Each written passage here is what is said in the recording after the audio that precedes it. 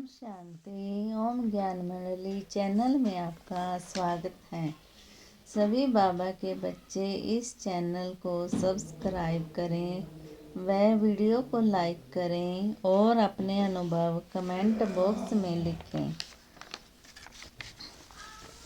ब्रह्मा बाबा की एक अद्भुत जीवन कहानी का अगला पाठ शुरू कर रहे हैं।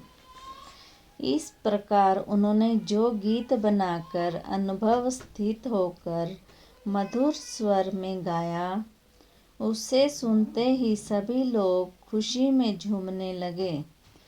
जब ओम राधे ने सत्संग में आना शुरू किया, तब एक बार दादा की लौकिक पत्नी जशोदा को साक्षात्कार हुआ कि श्री राधे भविष्य में श्री लक्ष्मी बनेगी और मैं उनको राज्य भाग्य दूंगी, परंतु इसका अर्थ वे नहीं समझ सकी थी।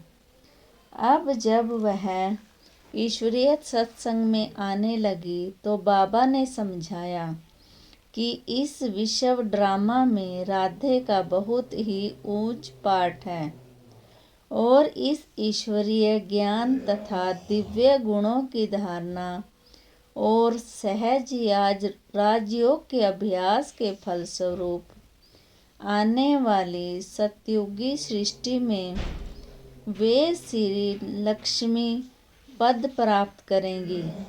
ऐसा ही हुआ। वह बाबा द्वारा जो ईश्वरीय ज्ञान सुनती, उसे धारण करके वे ऐसी अच्छी तरह से समझती कि सभी को बहुत हर्ष होता।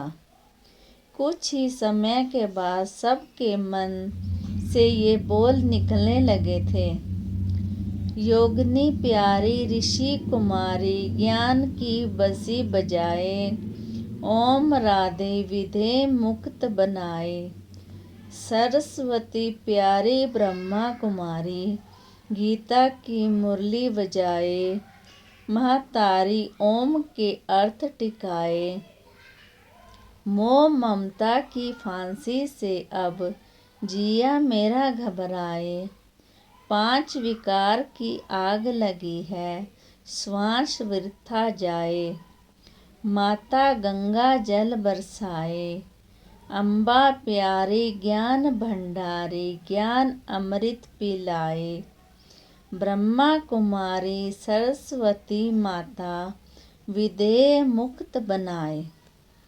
लौकिक संबंधियों पर भी ज्ञान रंग। अब जैसे और लोग ईश्वरीय ज्ञान से वंचित हो रहे थे, वैसे ही दादा अपने अलौकिक संबंधियों को भी ज्ञान के रंग में रंगने के लिए प्रयत्नशील थे, क्योंकि दादा को इस उचित में विश्वास था कि खैरात घर से शुरू होनी चाहिए। दादा की धर्म पत्नी और बहू तो पहले से ही धर्म प्रयाण और भक्ति भाव से भरपूर थी और अब वे दोनों ईश्वरीय ज्ञान द्वारा स्वयं को आत्मनिष्ठ बनाने के लिए पुरुषार्थ में तत्पर थी। इसलिए अब दादा का ध्यान विशेष तौर पर अपनी बड़ी पुत्री की ओर गया।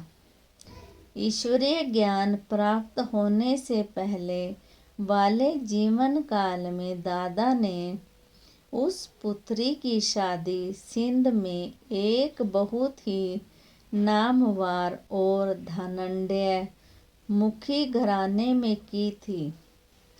अब ज्ञान प्राप्ति और दिव्य साक्षात्कारों के बाद दादा को सदा यह ख्याल आता था कि मैंने ही अज्ञान काल में उसे काम वासना के संबंध में दे दिया था।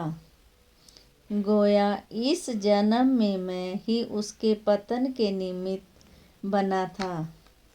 अब मेरा ही कर्तव्य है कि मैं उसे ही पवित्रता के मार्ग पर ले आऊं। आखिर दादा का यह शुभ संकल्प पूरा हुआ। कैसे? उसके बारे में दादा की उसी पुत्री जो कि निर्मल शांता के नाम से प्रसिद्ध थी और ब्रह्मा कुमारी ईश्वरीय विश्वविद्यालय की संयुक्त मुख्य प्रशासिका थी, ने निम्नलिखित पंक्तियाँ लिखती थी। ईश्वरीय ज्ञान की प्राप्ति से पहले भी बाबा अथवा पिताश्री का जन्म सचमुच रजाई ठाठ से और भक्ति से पूर्ण था। इसलिए बाबा ने मेरा विवाह बहुत ही धूमधाम से मुखियों के घर कराया। मेरे ससुराल में सांसारिक सुखों की कोई कमी न थी। मैं उन्हीं सुखों में ही मस्त रहती थी। मुझे भक्ति पूजा की ओर कोई विशेष खिंचाव नहीं महसूस होता था। जब मैं कन्या थी और बाबा के पास रहती थी तब भी बहुत ही सुखी जीवन था। बाबा किसी भी चीज़ की कमी नहीं रखते थे और बहुत ही प्यार से पालते थे। परंतु जब पिताश्री में परम पिता परमात्मा शिव की प्रवेशता हुई तो मैंने देखा कि अब बाबा का हमारी ओर पहले जैसा लगाव और ध्यान न था। मुझे ऐसा लगता था कि अब हमारे बाबा एक अलौकिक मस्ती में मस्त रहते हैं और हमारे लिए तो एक विरक्त साधु ही बन गए हैं। अब मैं जब भी अपने अलौकिक माता पिता से मिलती तो वे दोनों मुझे ज्ञान ही सुनाते थे। उनके मन में मेरे कल्याण की भावना थी। वे सोचते थे कि यह ईश्वरीय मार्ग पर चल पड़े। यह क्यों ईश्वरीय आनंद से वंचित रहे। आखिर एक दिन उनकी इस शुभ भावना की विजय हुई। ब्रह्मा कुमारी की अगली कहानी कल सुनेंगे। ओम शांति।